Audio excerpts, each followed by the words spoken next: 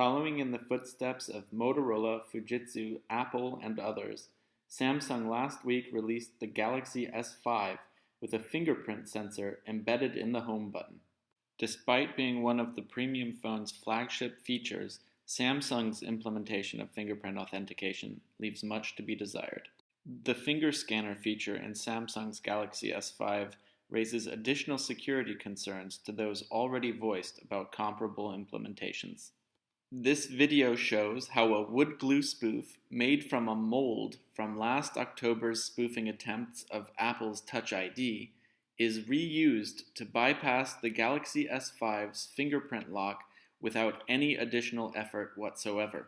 The spoof was made under lab conditions, but is based on nothing more than a camera phone photo of an unprocessed latent print on a smartphone screen.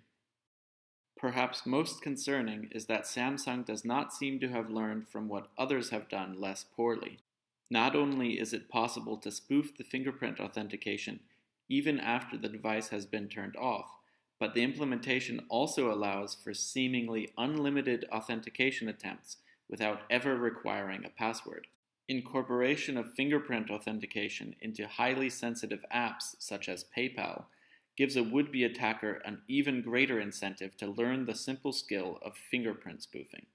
Once he has allowed the phone to connect to the internet, the attacker in this video is able to use PayPal's new app to perform any task he wishes, including making purchases and unsolicited money transfers from the victim's PayPal account. He takes advantage of the fact that he has allowed multiple attempts to make a successful swipe with his spoof and proceeds to wire money to himself from the victim's debit account.